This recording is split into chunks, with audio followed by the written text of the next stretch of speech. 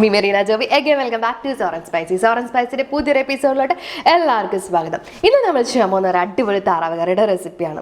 അപ്പോൾ ഇത് നമുക്ക് രണ്ട് രീതിയിൽ ചെയ്യാം. ഒന്ന് തേങ്ങാപ്പാൽ ഒഴിച്ചും ഒന്ന് തേങ്ങാപ്പാൽ ഒഴിക്കാതെ. അപ്പോൾ തേങ്ങാപ്പാൽ ഒഴിക്കുന്നില്ലെങ്കിൽ അതിന് മുമ്പുള്ള പ്രൊസീജിയർ വെച്ചിട്ട് നിങ്ങൾ സ്റ്റോപ്പ് ചെയ്യുക. അത് ടേസ്റ്റ് നോക്കുക. അതിനും അടിപൊളി ടേസ്റ്റാണ്. പക്ഷേ സമയം ഉണ്ടെങ്കിൽ ഉറപ്പായിട്ടും ഒന്ന് തേങ്ങാപ്പാൽ ഒഴിച്ചും കൂടെ ഒന്ന് ട്രൈ ചെയ്യണം കേട്ടോ. അപ്പോൾ തേങ്ങാപ്പാൽ ഒഴിച്ച് കഴിഞ്ഞാൽ ഉറപ്പായിട്ടും കുറച്ചും കൂടി ടേസ്റ്റ് കൂടുതലായിരിക്കും. അപ്പോൾ സമയത്തിനനുസരിച്ച് നിങ്ങൾ തേങ്ങാപ്പാൽ ഒഴിക്കണോ വേണ്ടയോ എന്ന് തീരുമാനിക്കുക. എന്തായാലും രണ്ടും നല്ല അടിപൊളി ടേസ്റ്റാണ്. നമുക്ക് അപ്പത്തിൻ്റെ കൂടെ കഴിക്കാനും ചോറിൻ്റെ കൂടെ കഴിക്കാനും ഒക്കെ നല്ല അടിപൊളി കോമ്പിനേഷനാണ്. എന്തായാലും എല്ലാവർക്കും ഇഷ്ടപ്പെടും. പിന്നെ തേങ്ങാപ്പാൽ എടുക്കുന്ന ഒരു ചെറിയൊരു ബുദ്ധിമുട്ട് മാത്രമേ ഉള്ളൂ. ബാക്കിയെല്ലാം നല്ല ഈസിയാണ്. ഉണ്ടാക്കി കഴിഞ്ഞ് കഴിഞ്ഞാൽ നല്ല ടേസ്റ്റിയാണ്. അപ്പോൾ എല്ലാവരും ട്രൈ ചെയ്ത് നോക്കുക. ട്രൈ ചെയ്ത് നോക്കിയിട്ട് ഫീഡ്ബാക്ക് തരാൻ മറക്കരുത്. പിന്നെ ചാനൽ ഇതുവരെ സബ്സ്ക്രൈബ് ചെയ്തിട്ടില്ലെങ്കിൽ ഒന്ന് സബ്സ്ക്രൈബ് ചെയ്തോളൂ കേട്ടോ. പിന്നെ തൊട്ടടുത്ത് ബെല്ലൈക്കണും കൂടെ ഒന്ന് ക്ലിക്ക് ചെയ്യുകയാണെങ്കിൽ ഞാൻ പുതിയ വീഡിയോസ് ഇടുമ്പോൾ നിങ്ങൾക്ക് നോട്ടിഫിക്കേഷൻ കിട്ടും. പിന്നെ വീഡിയോ ഇഷ്ടപ്പെട്ടാൽ ലൈക്ക് ചെയ്യുക, ഷെയർ ചെയ്യുക, കമൻറ്റ് ചെയ്യുക. അപ്പോൾ എന്തായാലും ഉണ്ടാക്കി നോക്കണം. ഉണ്ടാക്കി നോക്കാൻ മറക്കരുത്. രണ്ട് രീതിയിൽ ചെയ്യാൻ പറ്റുമെങ്കിൽ രണ്ട് രീതിയിലും ചെയ്യുക, രണ്ട് പ്രാവശ്യമായിട്ട്. അപ്പോൾ എല്ലാവരും ട്രൈ ചെയ്ത് നോക്കുക. Bye bye.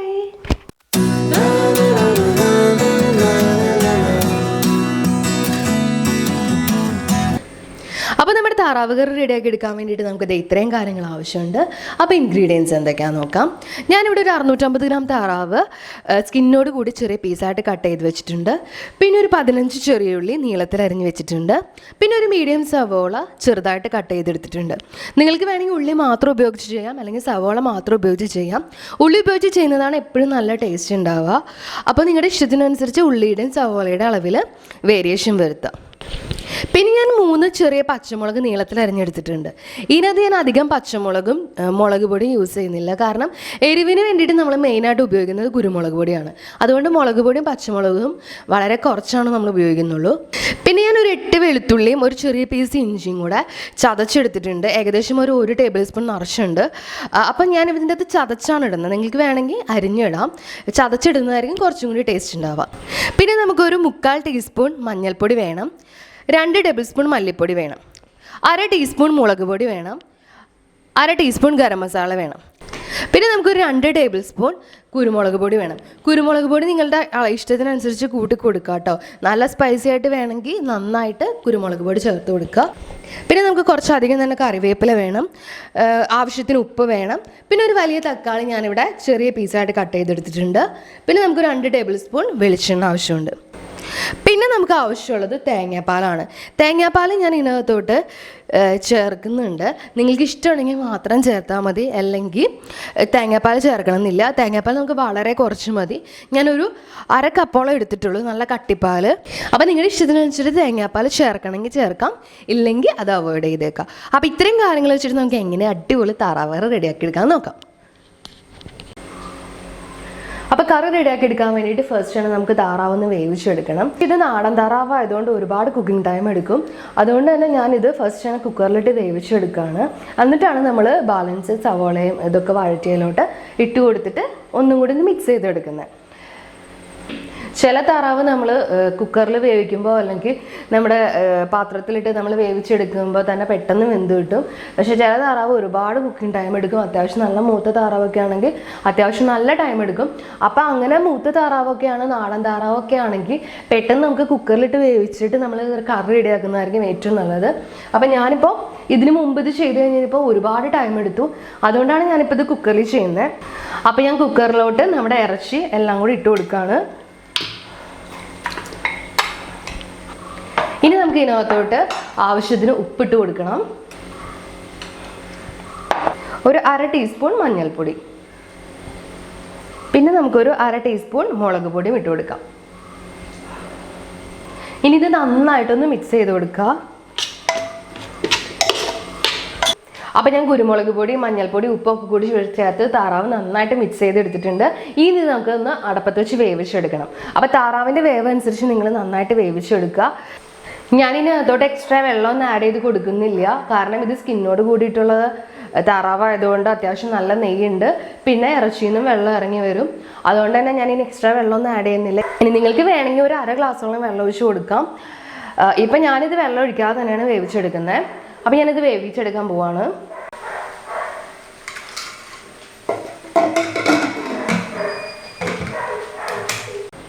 അപ്പം നമ്മുടെ താറാവ് വെന്ത് വരുമ്പോഴേക്കും നമുക്ക് ബാലൻസ് കാര്യങ്ങൾ ഇവിടെ ചെയ്തെടുക്കാം. അപ്പം ഞാനിവിടെ കറി റെഡിയാക്കി എടുക്കാൻ വേണ്ടിയിട്ട് ഒരു മൺചട്ടിയാണ് എടുത്തിട്ടുള്ളത്. അപ്പോൾ ചട്ടി ചൂടായി വരുമ്പോൾ നമുക്ക് ഇതിനകത്തോട്ട് വെളിച്ചെണ്ണ ഒഴിച്ചു കൊടുക്കാം. അപ്പോൾ ചട്ടി അത്യാവശ്യം നന്നായിട്ട് ചൂടായി വന്നിട്ടുണ്ട്.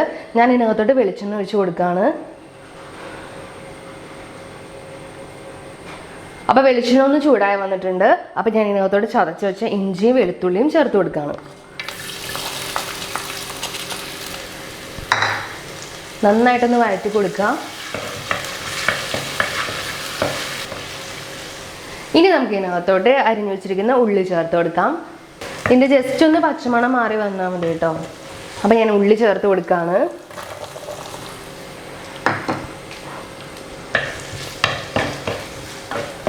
ഉള്ളി ജസ്റ്റ് ഒന്ന് വാടി വരുമ്പോൾ നമുക്ക് ഇതിനകത്തോട്ട് സവാള ചേർത്ത് കൊടുക്കാം. ഉള്ളി ഒരു അല്പം കൂടുതൽ സമയം എടുക്കുമല്ലോ ഒന്ന് വഴറ്റി വരാൻ. അതിന് വേണ്ടിയിട്ടാണ് ഞാൻ ഉള്ളി ഇച്ചിരി നേരം ഒന്ന് വഴറ്റുന്നത്. അപ്പോൾ ഉള്ളി ഞാനൊന്ന് ജസ്റ്റ് ഒന്ന് വഴറ്റി കൊടുത്തിട്ടുണ്ട്. ഇനി നമുക്ക് ഇതിനകത്തോട്ട് അരിഞ്ഞു വെച്ചിരിക്കുന്ന സവാള ചേർത്ത് കൊടുക്കാം.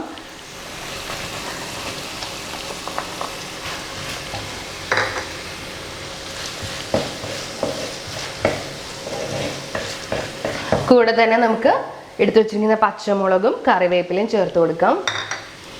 കറിവേപ്പില കുറച്ച് അധികം തന്നെ ചേർത്ത് കൊടുത്തോളൂ കേട്ടോ.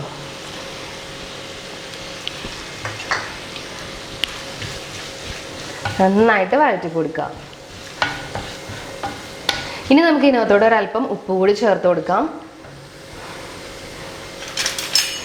നമ്മുടെ ഉള്ളിക്കും സവാളയ്ക്കും ആവശ്യമായിട്ടുള്ള ഉപ്പും കൂടി ഞാൻ ചേർത്ത് കൊടുക്കുകയാണ്. ഇനി ഇത് നന്നായിട്ട് വഴറ്റിയെടുക്കുക. തീ മീഡിയം ഫ്ലെയിമിൽ ഇട്ടിട്ട് നന്നായിട്ട് വഴറ്റിയെടുക്കുക. ഉള്ളിയും സവോള ഒന്നും കരഞ്ഞു പോകാത്ത രീതിയിൽ നന്നായിട്ട് നമുക്ക് വഴറ്റിയെടുക്കണം. ഏറ്റവും കുറഞ്ഞ ഫ്ലെയിമിലിടാമോ അത്രയും നല്ലത്.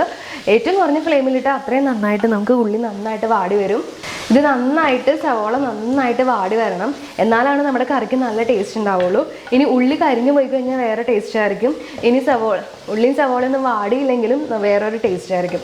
അപ്പം കറിക്ക് നല്ല ടേസ്റ്റ് ഉണ്ടാവണമെങ്കിൽ നല്ല ക്ഷമയോട് കൂടി നമ്മുടെ സവോള നന്നായിട്ട് വഴറ്റിയെടുക്കണം.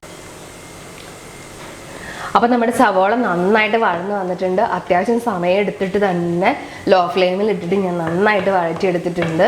അപ്പോൾ അതിൻ്റെ ക്വാണ്ടിറ്റി ഒക്കെ നന്നായിട്ട് കുറഞ്ഞ് ഒരു നല്ല ബ്രൗൺ കളറായി വന്നിട്ടുണ്ട്. അപ്പോൾ നമുക്ക് ഇത്രയും മതി. ഇനി നമുക്ക് ഇതിനകത്തോട്ട് അരിഞ്ഞു വെച്ചിരിക്കുന്ന തക്കാളി ചേർത്ത് കൊടുക്കാം. അപ്പോൾ തക്കാളി നന്നായിട്ടൊന്ന് മിക്സ് ചെയ്ത് വഴറ്റി കൊടുക്കുക. തക്കാളി നമുക്ക് വെന്തുടഞ്ഞ് വരുന്ന വരെ നമുക്ക് ഇതേപോലെ തന്നെ മീഡിയം ഫ്ലെയിമിലിട്ടൊന്ന് വഴറ്റിയെടുക്കണം. തക്കാളിയും സവോളയൊക്കെ നന്നായിട്ട് മിക്സായി വരണം. അതുവരെ നമുക്കിനി ഒന്ന് വഴറ്റിയെടുക്കാം. അപ്പോൾ നമ്മുടെ തക്കാളി നന്നായിട്ട് വഴന്ന് വന്നിട്ടുണ്ട്. എല്ലാം നന്നായിട്ട് വെന്തുടഞ്ഞ് നമ്മുടെ സവോളയൊക്കെ ആയിട്ട് നന്നായിട്ട് മിക്സായി വന്നിട്ടുണ്ട്. അപ്പോൾ നമുക്ക് ഈ ഒരു പരുവാണ് വേണ്ടത്. ഇനി നമുക്ക് ഇതിനകത്തോട്ട് പൊടികൾ ചേർത്ത് കൊടുക്കണം. അപ്പോൾ ഞാൻ പൊടികൾ ചേർത്ത് കൊടുക്കുകയാണ്. മഞ്ഞൾപ്പൊടി, മല്ലിപ്പൊടി. ഇനി ഇത് നന്നായിട്ടൊന്ന് വഴറ്റിയെടുക്കണം. നമ്മുടെ പൊടികളുടെ ഒക്കെ പച്ചമണം നന്നായിട്ട് മാറുന്ന വരെ ഒന്ന് നന്നായിട്ട് വഴറ്റണം. അപ്പോൾ മല്ലിപ്പൊടിയുടെ ഒക്കെ ആ പച്ചമണമൊക്കെ ഒന്ന് മാറി വന്നിട്ടുണ്ട്. ഇനി നമുക്ക് ഇതിനകത്തോട്ട് മുളക് പൊടി ചേർത്ത് കൊടുക്കാം. മുളക് പൊടി ഞാൻ വളരെ കുറച്ചാണ് ഇതിനകത്തോട്ട് ചേർക്കുന്നത്. നമ്മൾ ഇനി കുരുമുളക് പൊടി ചേർക്കാനുണ്ട്. പിന്നെ ഗരം മസാലയും. എന്നിട്ട് നന്നായിട്ടൊന്ന് വഴറ്റി കൊടുക്കുക. അപ്പോൾ നമ്മുടെ പൊടികളുടെ പച്ചമണമൊക്കെ മാറിയിട്ട് നന്നായിട്ട് മൂത്ത് വന്നിട്ടുണ്ട്. ഇനി നമുക്ക് ഇതിനകത്തോട്ട് വേവിച്ച് വെച്ച താറാവ് ചേർത്ത് കൊടുക്കാം. അപ്പോൾ നമ്മുടെ താറാവ് ഇവിടെ നന്നായിട്ട് വെന്ത് വന്നിട്ടുണ്ട്. നമ്മൾ വെള്ളമൊന്നും ഒഴിച്ചില്ലായിരുന്നെങ്കിലും നന്നായിട്ട് ഇതിൻ്റെ അകത്ത് നിന്ന് വെള്ളം ഇറങ്ങി വന്നിട്ടുണ്ട്. ആ നെയ്യൊക്കെ ഉരുകി നന്നായിട്ട് വെള്ളമായിട്ട് വന്നിട്ടുണ്ട്. പിന്നെ ഇറച്ചിയിൽ നിന്നുള്ള വെള്ളവും ഇറങ്ങി വന്നിട്ടുണ്ട്. അപ്പോൾ ഇനി നമുക്ക് നമ്മുടെ ഇറച്ചി, നമ്മുടെ സവോള ഇതൊക്കെ കൂടി റെഡിയാക്കി വെച്ചിരിക്കുന്ന ആ മിക്സിയിലിട്ടിട്ട് നന്നായിട്ട് കറിയാക്കി എടുക്കണം. അപ്പോൾ നമുക്കിനി ഇത് കറിയാക്കി എടുക്കാം. അപ്പോൾ ഞാൻ ഇതിനകത്തോട്ട് വേവിച്ച് വെച്ച് നമ്മുടെ താറാവ് ചേർത്ത് കൊടുത്തിട്ടുണ്ട്. അതിൻ്റെ അകത്ത് ആ നെയ്യും കൂടി ചേർത്തിട്ടാണ് ആ ബാലൻസ് നമ്മൾ വേവിച്ചെടുത്ത വെള്ളം കൂടി കൂട്ടിയിട്ടാണ് ഞാൻ ഇതിനകത്തോട്ട് ചേർത്ത് കൊടുത്തിരിക്കുന്നത്. ഇനി ഇത് നന്നായിട്ടൊന്ന് മിക്സ് ചെയ്തെടുക്കുക. കുറച്ചും കൂടി ഗ്രേവി ആവശ്യമുണ്ടെങ്കിൽ ഗ്രേവിക്ക് വേണ്ടിയിട്ട് വെള്ളം ഒഴിച്ചു കൊടുക്കാം. ഞാനിപ്പോൾ ഒരു 1/2 കപ്പ് ചൂടും വെള്ളം ആ വേവിച്ച കുക്കറിലോട്ട് ഒഴിച്ചിട്ട് ഇതിനകത്തോട്ട് ഒഴിച്ചു കൊടുത്തിട്ടുണ്ട്. ഇനി നമുക്കിതൊന്ന് മൂടി വെച്ചിട്ടൊന്ന് മീഡിയം ഫ്ലെയിമിലിട്ടിട്ട് ഒരു 10 മിനിറ്റോളം ഒന്ന് കുക്ക് ചെയ്തെടുക്കണം. അപ്പോഴാണ് നമ്മുടെ ഗ്രേവി എല്ലാം നമ്മുടെ ഇറച്ചിയിലോട്ട് നന്നായിട്ട് പിടിച്ചു വരുള്ളൂ. അപ്പോൾ അതിന് മുമ്പ് മൂടി വെച്ച് വേവിക്കണേക്കാൻ മുന്നേ ഞാൻ ഇതിനകത്തോട്ട് കുറച്ച് കുരുമുളക് പൊടി ചേർത്ത് കൊടുക്കുകയാണ്. കുരുമുളക് പൊടി ഓരോരുത്തരുടെ ഇഷ്ടത്തിനനുസരിച്ച് ചേർക്കുക. ഞാൻ ഇതിനകത്തോട്ട് ഒരു 1.5 ടേബിൾ സ്പൂൺ ചേർത്ത് കൊടുക്കുന്നുണ്ട്. അത് നല്ല സ്പൈസി വേണമെങ്കിൽ കുറേയും കൂടി ചേർത്ത് കൊടുക്കുക. അപ്പോൾ നിങ്ങളുടെ ഇഷ്ടത്തിനനുസരിച്ച് ചേർത്ത് കൊടുക്കുക. എന്നിട്ട് ഇത് നന്നായിട്ടൊന്ന് മിക്സ് ചെയ്ത് കൊടുക്കുക. അപ്പോൾ കുറച്ചും കൂടി ഒന്ന് വറ്റിച്ചെടുക്കാൻ വേണ്ടിയിട്ട് ഞാനൊന്ന് 10 മിനിറ്റ് ഒന്ന് മൂടി വെച്ചിട്ട് വറ്റിച്ചെടുക്കാൻ പോവാണ്. അപ്പോൾ നിങ്ങൾ മൂടി വെച്ച് കുക്ക് ചെയ്യുമ്പോൾ ഇടയ്ക്കൊന്ന് തുറന്ന് നോക്കിയിട്ടൊന്ന് ഇളക്കി കൊടുക്കണം കേട്ടോ, അല്ലെങ്കിൽ ചിലപ്പോൾ അടിക്ക് പിടിക്കാൻ ചാൻസ് ഉണ്ട്. അപ്പം ഞാനിതൊന്ന് മൂടി വെച്ചിട്ട് ഒന്ന് വേവിച്ചെടുക്കട്ടെ. അപ്പോൾ ഒരു 10 മിനിറ്റ് കഴിഞ്ഞ് തുറന്ന് നോക്കിയപ്പോൾ ഉള്ള താറാവിൻ്റെ അവസ്ഥയാണിത്. നമ്മുടെ ഒഴിച്ച വെള്ളമൊക്കെ നന്നായിട്ട് വറ്റി ആ ഗ്രേവി എല്ലാം താറാവിലോട്ട് നന്നായിട്ട് പിടിച്ച് വന്നിട്ടുണ്ട്. കുറച്ചും കൂടി നല്ല കറുത്ത കളറായി വന്നിട്ടുണ്ട്. അപ്പോൾ നമുക്കിനി തേങ്ങാപ്പാൽ ചേർത്ത് കൊടുക്കുന്നില്ല എങ്കിൽ നമുക്ക് ഈ സ്റ്റെപ്പിൽ വെച്ച് സ്റ്റോപ്പ് ചെയ്യാം. പിന്നെ നിങ്ങൾക്ക് ഗ്രേവി കുറച്ചും കൂടി ആവശ്യമുണ്ടെങ്കിൽ ഇത്രയും വറ്റിച്ചെടുക്കേണ്ട ആവശ്യമില്ല. ഇനിയിപ്പോൾ തേങ്ങാപ്പാൽ ഒഴിക്കുന്നുണ്ടെങ്കിൽ ഇത് നന്നായിട്ടൊന്ന് വറ്റിച്ച് ഇതേപോലെ എടുക്കുന്നതായിരിക്കും നല്ലത്. ഇനി ഞാൻ ഇതിനകത്തോട്ട് തേങ്ങാപ്പാൽ ചേർത്ത് കൊടുക്കുകയാണ്. തേങ്ങാപ്പാൽ ഓരോരുത്തരുടെ ഇഷ്ടത്തിന് ചേർത്ത് കൊടുക്കുക കേട്ടോ. വളരെ കുറച്ച് ചേർത്ത് കൊടുക്കുന്നതാണ് എപ്പോഴും ടേസ്റ്റ്. കാരണം നമ്മുടെ ഗ്രേവി എപ്പോഴും നല്ല തിക്കായിട്ടിരിക്കണം. ലൂസായി പോയി കഴിഞ്ഞ് കഴിഞ്ഞാൽ അത്ര ടേസ്റ്റ് ഒന്നും ഉണ്ടാവില്ല. അപ്പം ഞാനിവിടെ നല്ല തിക്കായിട്ടുള്ള ഒരു 1/4 കപ്പ് പാൽ ഒഴിച്ച് കൊടുക്കുകയാണ്. എന്നിട്ട് നമുക്ക് തിക്നെസ് നോക്കിയിട്ട് നമുക്ക് വേണമെങ്കിൽ കുറച്ചും കൂടി ചേർത്ത് കൊടുക്കാം. അപ്പം ഞാനൊരു 1/4 കപ്പ് തേങ്ങാപ്പാൽ മുകളിൽ ഒഴിച്ച് കൊടുക്കുകയാണ്. തീ ഏറ്റവും ലോ ഫ്ലെയിമിൽ ഇട്ടിട്ട് നമുക്ക് ഒഴിച്ച് കൊടുക്കാം കേട്ടോ. എന്നിട്ട് അതൊന്ന് നന്നായിട്ട് മിക്സ് ചെയ്ത് കൊടുക്കുക. ഇനി ജസ്റ്റ് ഒന്ന് തിളച്ച് കഴിഞ്ഞു. ഇനി നമുക്ക് ഫ്ലെയിം ഓഫ് ചെയ്യാം.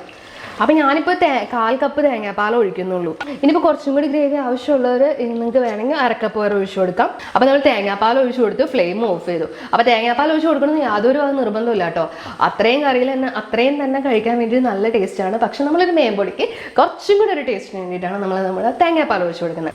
അപ്പോൾ എല്ലാവരും ഈസ്റ്ററിന് ഇതൊന്ന് ട്രൈ ചെയ്ത് നോക്കണം. നല്ല ടേസ്റ്റാണ്. എല്ലാവർക്കും എന്തായാലും ഇഷ്ടപ്പെടും. അപ്പോൾ നമുക്കിനി അടുത്ത വീഡിയോയിൽ കാണാം. Bye bye.